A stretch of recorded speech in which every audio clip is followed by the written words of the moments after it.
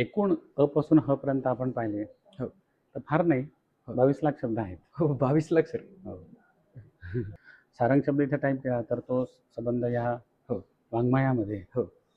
2000 वर्षाच्या इतिहासात कुठे-कुठे आलाय हे सगळं आपल्याला दिसेल. संस्कृत भाषेविषयी अशा प्रकारचे कोश विविध असतील.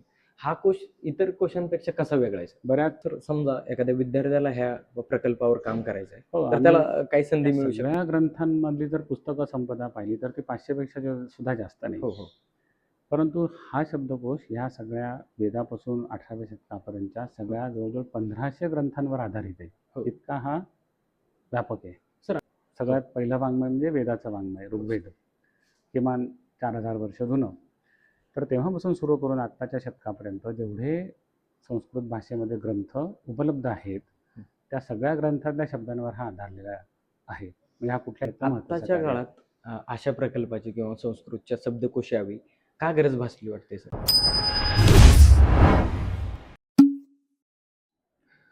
संस्कृत ही प्राचीन भाषा नसून आपल्या भारतीय ज्ञान परंपरेचा एक आधार आहे. ती पाया मानली जाते. आपण सध्या आहोत डेक्कन कॉलेजमध्ये आणि डेक्कन कॉलेजमध्ये एक प्रकल्प चालू आहे, संस्कृत शब्दकोश प्रकल्प. हा प्रकल्प आपल्या केंद्र सरकार आणि राज्य सरकाराच्या संयुक्त विद्यमाने डेक्कन कॉलेजसोबत केलेला हा प्रयोग आहे. आणि हा प्रयोग जवळपास 1948 पासून जवळपास 75 वर्ष झाली हा प्रकल्प चालू आहे. आणि ह्यासाठी आपण बोलणार आहोत ह्या विभागाचे प्रमुख, संस्कृत विभागाचे प्रमुख प्रसाद जोशी सर. आणि ते ह्या संस्कृत प्रकल्पाचे संपादक सुद्धा आहेत. नमस्कार सर. नमस्कार. आपली ओळख करून द्या सर आमच्या. मी प्रसाद जोशी या संस्थेमध्ये मी कार्य करतो. हा जो संस्कृत शब्दकोश प्रकल्प आहे त्याचा प्रधान संपादक आणि विभाग प्रमुख अशी जबाबदारी आहे सध्या. सर, हा संस्कृत शब्दकोश प्रकल्प नेमका काय आहे सर? हां, शब्दकोश आपण जाणतो. शब्दकोश म्हणजे आपण ज्याला डिक्शनरी म्हणतो. तर हा जो शब्दकोश प्रकल्प आहे हा इतर कुठल्याही शब्दकोश प्रकल्पासारखा किंवा इतर कुठल्या शब्दकोशासारखा नाही आहे. केवळ शब्दाने त्याचे अर्थ देणं इतकं मर्यादित स्वरूप या कोशाचं नाही. तर ही जी संस्कृत भाषा आहे तुम्ही आता म्हणला तशी प्राचीन भाषा. आता किती प्राचीन तर सगळ्यात पहिलं वाङ्मय म्हणजे वेदाचं वाङ्मय ऋग्वेद, किमान 4000 वर्ष जुनं. तर तेव्हापासून सुरू करून आत्ताच्या शतकापर्यंत जेवढे संस्कृत भाषेमध्ये ग्रंथ उपलब्ध आहेत त्या सगळ्या ग्रंथातल्या शब्दांवर हा आधारलेला आहे. म्हणजे हा कुठल्या एका कालखंडासाठी मर्यादित नाही, कुठल्या एका विद्याशाखेपुरती मर्यादित नाही, तर सर्व कालखंड आणि सर्व संस्कृत भाषेच्या शाखा यांच्यावर आधारित हा ग्रंथ कोशग्रंथ आहे. त्याच्यामध्ये शब्दांचे अर्थ, शब्दाचं व्याकरण, तो शब्द कुठे आला आहे, कुठल्या अर्थामध्ये आला आहे आणि ते प्रत्यक्ष उद्धरण दिलं जातं. त्यामुळे त्या ग्रंथात असणारं ते उद्धरण तिथं देऊन त्याच्यापुढे त्याचा पेज लाईन किंवा अगदी पृष्ठ ओळीचा संदर्भसुद्धा तिथं दिला जातो. आत्ताच्या काळात अशा प्रकल्पाची किंवा संस्कृतच्या शब्दकोश यावी का गरज भासली वाटते सर? का सर्वच गरज काळात आहे? त्याची गरज आहे. हो. केवळ आत्ताच्याच काळात असं नाही. पण आत्ताच्या काळात जर आपण म्हणलं तर एकतर नवीन शैक्षणिक धोरणही आता सगळीकडे त्याची अंमलबजावणी झाली. भारतीय ज्ञानपरंपरेचा समावेश या सगळ्या नवीन अभ्यासक्रमांमध्ये होतोय. त्यामुळे इंडियन नॉलेज सिस्टीम किंवा ज्याला भारतीय ज्ञानप्रणाली म्हणतात. खरं तर हा शब्द येण्याच्या आधीपासूनच म्हणजे हा रूढ आता झाला, पण तत्पूर्वीपासूनच सगळ्या या संस्कृतच्या आधारे जी भारतीय ज्ञानपरंपरा आहे जी 62 विद्याशाखांमध्ये आहे. वेद आहेत, उपनिषद आहेत, पुराण आहेत, काव्य आहे, जैनिझम, बुद्धिझम आहे, तंत्रवाङ्मय आहे, नाटकं, तंत्र, छोटे छोटे धनुर्विद्या, अश्वचिकित्सा, आयुर्वेद, योग या सगळ्यामध्ये भारतीय ज्ञानप्रणालीचे विस्तार आहे. त्याचे ग्रंथ आहेत. ते सगळ्या ग्रंथांचा समावेश या शब्दकोशामध्ये आहे. त्यामुळे आजच्या काळात जिथे नवीन शैक्षणिक धोरणाचा स्वीकार झाला आहे आणि भारतीय ज्ञानपरंपरेविषयी एक मोठी जिज्ञासा उत्पन्न होते, तिथे या ग्रंथाचं एक विशेष महत्त्व आहे.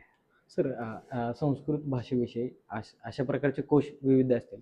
हा कोश इतर कोशांपेक्षा कसा वेगळा आहे सर? बऱ्याच प्रकारात तो वेगळा आहे. संस्कृत भाषेचे बरेच कोश याही आधी उपलब्ध आहेत. सगळ्यात महत्त्वाचा कोश म्हणजे आपटे यांचा जो संस्कृत शब्दकोश आहे, डिक्शनरी, तो ग्रंथ आहे.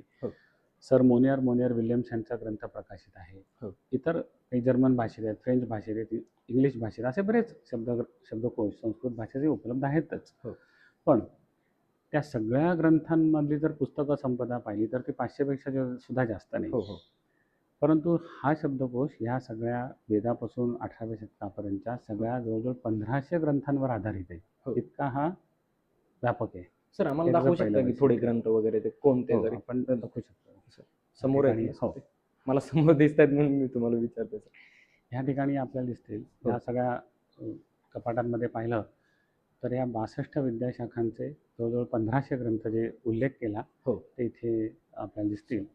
ह्याच्यामध्ये टीका ग्रंथ असतात, हो त्यानंतर भाष्य ग्रंथ असतात हो आणि त्यांचे अनुवाद जे असतात ते सुद्धा ह्याच्यामध्ये उपयोग त्याचा केला जातो जेव्हा डिक्शनरीचं प्रत्यक्ष हो लिखाण केलं जातं, संपादन केलं जातं तेव्हा. हो. आता याच्यामध्ये सर- आपण पुराणं पाहिली, हो सर. ही सगळी पुराणं आहेत. हो जैनिझम म्हणजे जैन विद्याशाखा ज्या आहेत त्यांचे जे संस्कृतमधले ग्रंथ आहेत त्याचा समावेश याच्यामध्ये आहे. हो. तंत्र वाङ्मय जे आहे त्याचा आपल्याला दिसेल, व्याकरण, कोशशास्त्र, हं. असे सगळे म्हणजे आता याच्यापेक्षा कुठली विद्याशाखा शिल्लक नाही. हं. ज्या सगळ्या विद्याशाखा संस्कृतमध्ये आहेत, हो. शास्त्र, दर्शन या सगळ्यांचा इथे समावेश आहे आणि ते ग्रंथ इथे मानले गेले. त्या ग्रंथांमधून शब्द निवडले गेले आणि त्या शब्दांवर आधारित हा ग्रंथ आहे. या शब्दकोशात काय काय समाविष्ट असेल सर तरी, म्हणजे काय व्याख्या बरोबर. वगैरे अशा? तो मूळ शब्द संस्कृतमधला, हो. त्यानंतर त्याचं रोमन भाषेमध्ये हो. लिप्यंतर केलं जातं की हो. जे पाश्चात्य किंवा इतर अभ्यासकांना उपयोगी बाबत आहे. हो. त्यानंतर त्याचं व्याकरण दिलं जातं. हो. तो धातू आहे का, नाम आहे का, हो. त्यानंतर ते विशेषण आहे का, तर त्याचं व्याकरण जे आहे ते स्पष्ट दिलं जातं. हो. त्याचे व्याकरणाची काही वैशिष्ट्ये असतील तर ती नमूद केली जातात. हो. आणि हा शब्द कुठे आला आहे, ते सगळे अर्थ हे एका ऐतिहासिक कालखंडाने मानले जातात आणि प्रत्यक्ष उद्धरणं आणि ते ग्रंथ, त्याचा ग्रंथाचा नावाचा संक्षेप असं सगळं ह्याच्यामध्ये माहिती दिली जाते. सर, आता हा प्रकल्प जवळपास 75 वर्षापासून चालू आहे, तर ह्याचे बरेचसे खंड तयार झाले असतील सर. हा कितवा खंड असणार आहे सर येणार? आता 36 खंड प्रकाशित आहेत. हो. पूर्णपणे. हो. पुढचे 3 प्रकाशनाच्या मार्गावरती आहेत. हो. असे आणि दरवर्षी एक खंड प्रकाशित करण्याचं सर, उद्दिष्ट आमचं असतं. आतापर्यंत तरी ह्यात किती शब्द समाविष्ट झालेत आतापर्यंत सर? आतापर्यंत 2 लाखांपर्यंत शब्द समाविष्ट झाले. हो. परंतु ते सामासिक शब्द धरून आहेत. हो. म्हणजे समासातलं दुसरं पद, तिसरं पद पाहिलं तर हो. तसं पाहिलं तर बरेच शब्द झालेत. हो. सर, ह्याला आधार काय असतं सर? एखादा शब्द ॲडच करायचा म्हणजे डिक्शनरीमध्ये, शब्दकोशामध्ये काय आधार असतो सर? प्रत्येक शब्दकोशाचे काही ना काहीतरी तत्व असतात. हो. तर हा जो शब्दकोश सुरू झाला तेव्हा त्याचा जो कॉर्पस आहे, ग्रंथसंपदा आहे, ती निश्चित झाली. त्यामुळे वेदापासून 18व्या शतकापर्यंत शब्द जे ग्रंथांमध्ये आहेत तेच तिथे निवडले गेले. तोच त्यातला पहिला भाग होता. तर त्याच्यानंतरही संस्कृत चालूच आहे, आधुनिक संस्कृत आहे. बरेच काव्य मागच्या शतकात सुद्धा महाकाव्यसुद्धा संस्कृतात रचली गेली. भारतीय भाषा समितीच्या द्वारे नवीन शब्दांचं कॉइनेज किंवा त्यांची घटना ही सुद्धा आता होते. परंतु ते सगळे आधुनिक शब्द आहेत, त्याचा आत्ता ह्याच्यात समावेश नाही आहे. त्याच्या आधीचे जे शब्द आहेत 18व्या शतकापर्यंत ते सगळे शब्द ह्याच्यामध्ये समाविष्ट आहेत.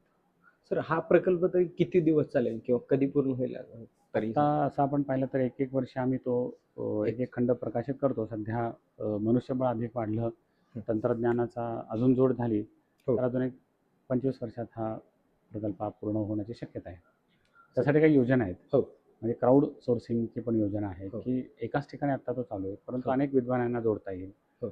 तंत्रज्ञानाचा चांगला उपयोग करून वेगवेगळ्या ठिकाणून त्याचं संपादन होईल आणि मग कमी कालावधीत, लवकरच्या कालावधीत देखील हा प्रकाशित होण्याची शक्यता आहे. सर, इथं सध्या संशोधकाची किती टीम आहे सर? किती जण सध्या ह्या प्रकल्पावर काम करतायत सध्या? महाराष्ट्र शासन आणि केंद्र शासन अशा दोघांच्या सहकार्याने चालतो.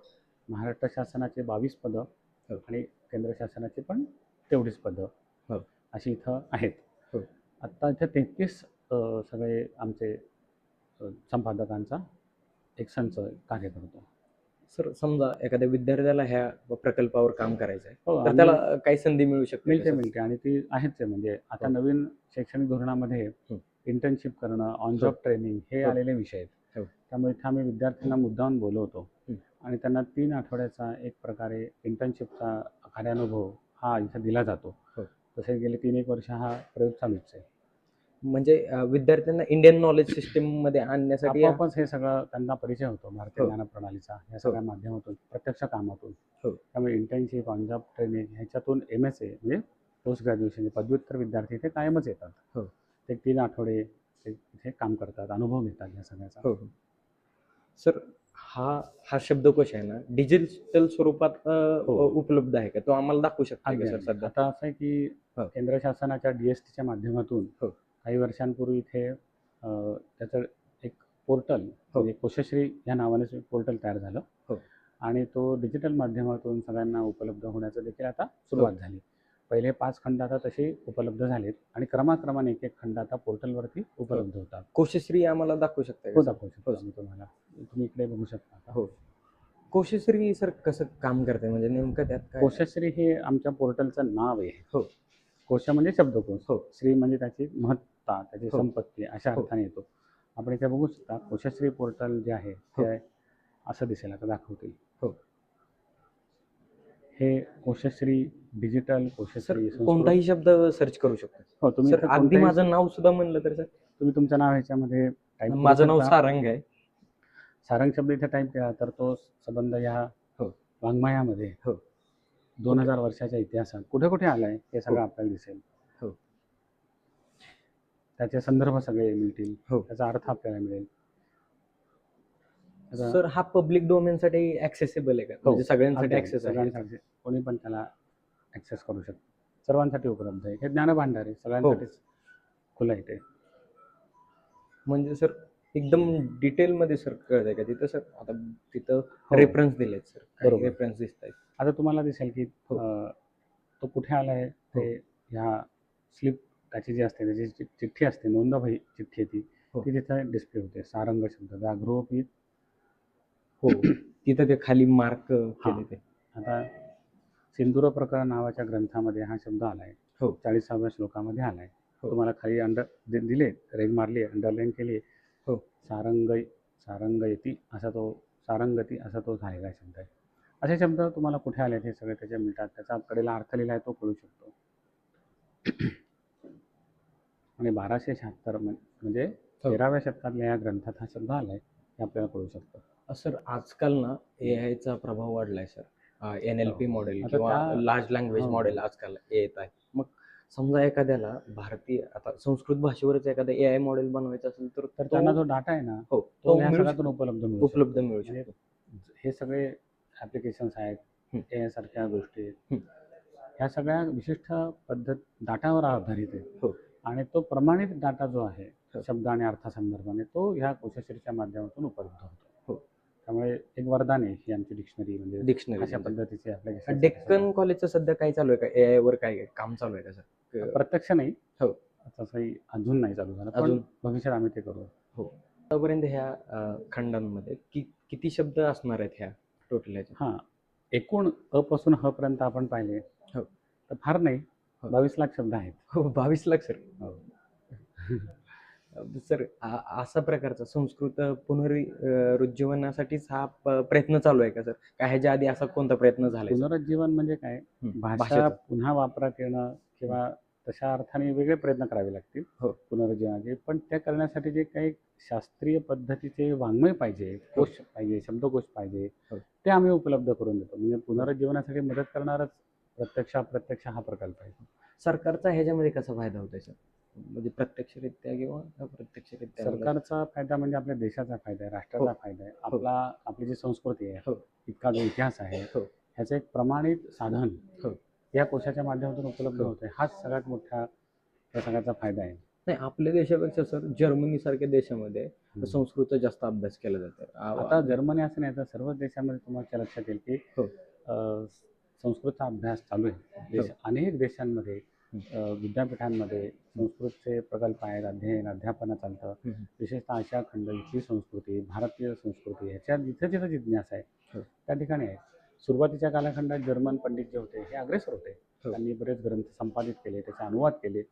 पण आता अगदी पूर्वेपासून पश्चिमेपर्यंत सगळीकडे आपल्याला संस्कृत भाषेचा एक चांगला विश्व संचार असा दिसून येतो. सर माझा शेवटचा प्रश्न आहे तुम्हाला, की आमच्यासारखी नवीन पिढी किंवा आमचे बघणारे प्रेक्षक त्यांनी संस्कृतकडे कसं बघावं किंवा ह्या ज्ञानकोशाकडे कसं बघावं? ज्ञानकोशच म्हणेन सर, हां, एवढा 22 लाख बरोबर. शब्द असणार आहेत म्हणल्यावर. संस्कृतकडे कसं बघा तर एक आपली प्राचीन भाषा, हो. जगातल्या प्राचीन भाषांपैकी एक भाषा हो. आणि ज्याच्यामध्ये खूप प्रचंड मोठं वाङ्मय आहे, की हो. जे आपल्या संस्कृतीचं, आपल्या इतिहासाच्या अभ्यासाचं मोठं संसाधन आहे. हो. भारताची ओळख संस्कृत आहे. हो. अशा दृष्टीने आपण संस्कृतकडे पाहिलं पाहिजे. हो. आपले सगळे वेद, पुराणं, रामायण, महाभारत हे सगळे ह्या अ, भाषेमध्ये निबद्ध आहेत. हो. कालिदासासारखं उत्तम ग्रंथसंपदा, काव्य हो. संपदा, नाट्य संपदा ही त्याच्यामध्ये आहे. हं. त्यामुळे एक परिपूर्ण भाषा, दर्जेदार भाषा म्हणून हे सगळे आपण पाहिलं पाहिजे. आणि ह्या ज्ञानकोशाकडे पाहायचं तर आपल्या सगळ्या संस्कृतीचा एक प्रमाण ग्रंथ म्हणून पाहिला पाहिजे. धन्यवाद सर. हो. हे होते डेक्कन कॉलेजच्या संस्कृत म्हणजे आता संस्कृत प्रकल्प चालू आहे जो शब्दकोशासाठी. त्याचे संपादक आणि संस्कृत विभागाचे विभाग प्रमुख यांनी हा प्रकल्प किती वर्षापासून चालू आहे, ह्याच्यामध्ये काय काय असणार आहे, ह्या अशाच बऱ्याच गोष्टी सरांनी आपल्याला सांगितल्या आहेत. आणि असे नवनवीन आपण व्हिडिओ करत असतो. असेच व्हिडिओ पाहण्यासाठी आझाद मराठीला सबस्क्राईब करा. तू इथंच थांबूया. धन्यवाद.